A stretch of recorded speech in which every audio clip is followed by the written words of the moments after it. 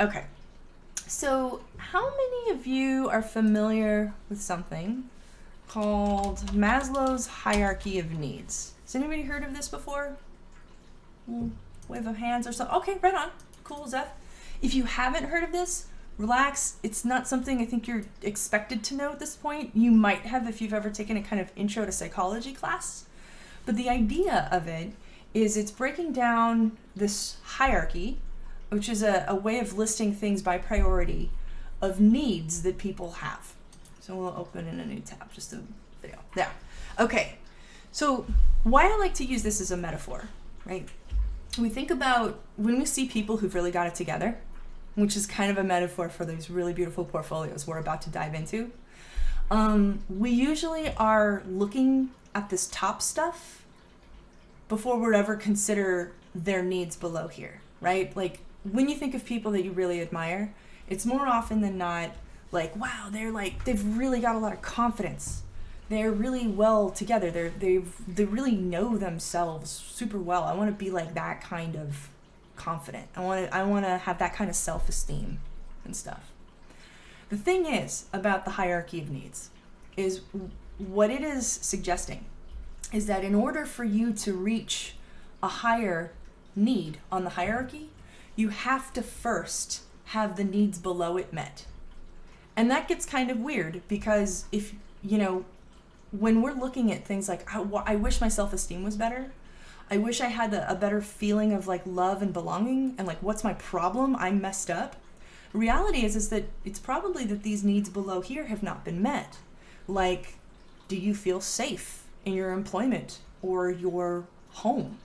Do you have a home, right? Nobody who is currently struggling with paying their electric bill is going to prioritize self-actualization or their self-esteem right now.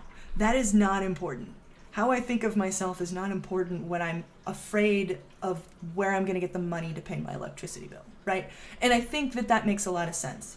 So the way the hierarchy works is that we first have physical needs.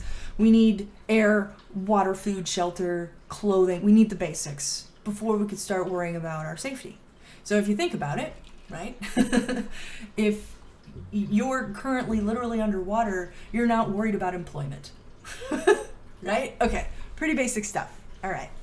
So in other words, we have to first establish what is the most needed thing before we go on to the next, and to the next, and to the next. And this isn't really an exercise in you thinking about your current life right now, though this does help with some language, and I think it's great if everyone knows about this type of thing. But I wanted to share this with you because it's a really great foundation of understanding things in survival and what is needed. So I created a kind of hierarchy of needs for a portfolio. Because just like in a portfolio, you're going to be looking at that top beautiful stuff and not really understand these other things that have been met before you're like, hey, that's a beautiful portfolio. Why is it a beautiful portfolio? I don't know. It's pretty. It's just flashy. It's cool looking. I don't know. So let's talk a little bit about the needs that a portfolio must have. And this should hopefully give you some vocabulary on speaking to this for your assignment coming up next week. All right. So I've made a little diagram here of what will eventually be our hierarchy of needs, our portfolio hierarchy of needs. That's what I'll call it.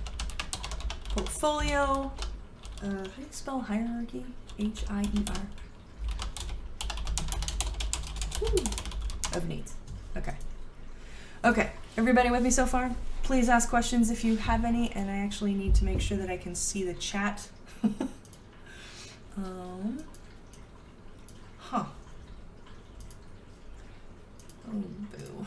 Doesn't show me the chat. Okay, I don't really know what happened to the chat feature in Zoom, so if you have a question, please raise your hand and maybe shout it out at me. Otherwise, I'm going to have to wait until I'm finished to check it. I'm sorry about that, but it's just a feature of Zoom.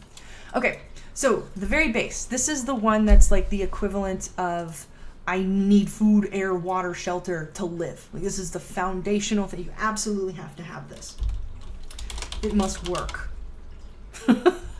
Your portfolio must be functional. Okay, what does that mean? All right. That means that your links can't be broken, images can't fail to load, your site has to be live. I mean, these are little technical things that are often an afterthought. Like you've worried about, oh, I made it look really pretty, but oh my God, I forgot to host it, or I worked out a domain, or the site that I have is ads that are blocking things or that are distracting. Like, it has to be functionally working. Your links have to work, your images have to load. Like, without any of that, it's not a portfolio, it's just a broken site, right? Okay. Okay, I guess that's kind of basic, all right? It has to work, it does. Okay. Now, safety needs. This is kind of a step up from must work. It must answer the question. Now, the question is, and always will be, excuse me,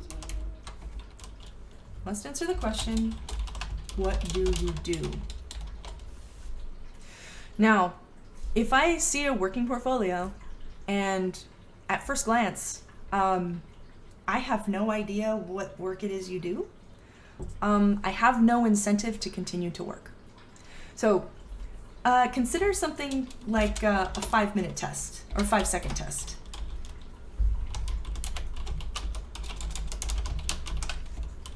All right. In the first 5 seconds of you seeing this portfolio, do you know what they do? All right. This is a cinematographer. This is a photographer. This is a game designer. Can you know right away? If I don't know, I am not going to continue to look anymore. All right, next. Next on our hierarchy of needs, organized. Okay. Now, this is pretty straightforward. It means if I need to look for something specific on your site, I should be able to navigate it pretty easily or pretty seamlessly. Now, these are all questions and answers right here of design of your portfolio. When they go well, I don't even think about them. And that's sort of the thing about design. When it's done really well, it is an entirely unsung hero. We don't think about it. So, for example, today, how many of you sat in your chair when you sat at your computer desk or your couch or, your bed or whatever, and you thought to yourself, man, the design of this chair is really well done. Like, oh wow, my seat fits perfectly, and I don't know, it's the right height. My back leans correctly. Nobody did that. Everybody just sat down and got to work. And that's how you know a design works well.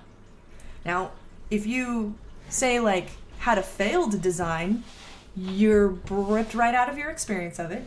For example, the seat is too low, or the adjustable back or something broke, or you lean too far back, and you go, whoa, this chair is stupid. You literally remark on the problem, the design of the chair. So these things here go overlooked often because when they're done correctly, you should have never noticed. It should have just been seamless, and you just get right to the good stuff. So, in other words, these 3 baseline right here, if this is not met, you will not get work with a portfolio. It just won't happen. Now, just because you meet these alone doesn't mean you will, but you still can at least, all right? Now the last two is the sexy stuff that everybody is really kind of excited about, and this is the stuff we see. Do you remember when I talked about the hierarchy of needs, that when we're comparing ourselves to other people and we're admiring them for whatever it is that they've accomplished, it's these top tier stuff that we usually start to break down. Because in our minds, we reverse engineer what we think is awesome. We're like, yeah, I want to be somebody who's got it all together, really well put together. I want that, corner office, that fancy stuff. Somebody just knows what's up. Yeah, that's great. But people who have reached that, they don't have a problem paying their bills. Okay? All right. So let's bring it back to what are the top things up here. Now, this is the stuff that sets you apart from people who are not quite ready for work. So pay attention to these ones. This one is empathy. Now, this might feel a little confusing, very touchy-feely. Like, okay, so I have to have feelings for people looking at this? Yeah, actually, you do. Now, keep in mind that for your viewer, and this is of your portfolio, keep in mind that a lot of the people who are looking for work or for employees are not other artists such as yourself. A lot of the times, especially if you are considering freelance, you are going to be working with clients who don't have training or a background in your particular field. So what that means is that when you show your work on a portfolio, just showing a final product is not sufficient. Not simply. In some cases, say for like photography, this might be a bit of an exception here, but you'll find that a lot of photographers will still do breakdowns of like how and why they had an approach to a particular image or a series of images, especially if they're very artistic. They're going to speak to, you know, the messages that they're trying to convey with what they're trying to do. But firstly, if you just put your work out there and it's complete, you're not really kind of making any room for people who don't understand how this happened and how you got to where you were. Now, that can be a real problem for some folks, because if they can't understand how you got from point A to B, they can't hire you, even if the work is really great. Okay? Mainly because there is an issue of a lot of artists out there claiming work that isn't their own. So this whole empathy exercise about sharing how you've completed your work, how you did it, what the processes were, the problems that you solved, and speaking to those things, what you're doing is you're establishing trust. You're establishing trust with your potential client or your employer, and they will appreciate it. There's never a time where people are like, I don't like how you explained how you did your work here. Like, I already know. No one is thinking or feeling that. So the whole let the work speak for itself is kind of a fallacy. You want to make sure that you're giving your viewer or your potential client or employer enough context that they understand your process. So walk them through it. Hold their hand and show them how you approached the designs that you did. Okay. And finally, this is the stuff that a lot of people can't get past. It's pretty and it tells a story. So this is the stuff that you'll want to talk about. You'll want to talk about the art being exquisite, which of course it will be, or the story that it tells. And what I really like about this part where it says tells a story, this can mean many things. It could be the story of your growth. It could be the story of how you decided to be an artist. One of my favorite portfolios I ever saw was from an illustrator who was originally a ballet dancer. And so she talked about her history as a dancer and how that influenced her illustrations, and then later on her character drawings, designs, and then animations. And it was beautiful. It was just like, oh, well, that's awesome. She was a dancer who loved human movement, but then had a horrific injury, and she found another way to find this outlet where she could continue to express that movement. And I was like, that's incredible. And everybody on that panel felt exactly the same way. So you'll want to talk a lot about these things when you start breaking down the portfolio, but I'm going to challenge you to push for empathy. And then, of course, you'll comment on these pretty quickly because they will successfully manage them. But these two right here, especially empathy, is really where kind of the next steps of the hierarchy of needs will come from. Okay, so I'm going to stop sharing. Okay, now let's see if I have any questions here. I'm sorry if I took a long time discussing some of that. I'm imagining the business card scene. Oh, yeah, no, yep, okay. Doesn't look like we had any questions, so that's good. Okay, how are we feeling with what we talked about there? Okay, cool. All right, so let's see here. Right. That was discussed. All right, cool. Awesome. All right, and I hope that helps for your homework. That was recorded. If anything's wrong with my recording, which I always get a little nervous that it is, I'll fix it and make sure that you have something that goes over this work. Okay, all right.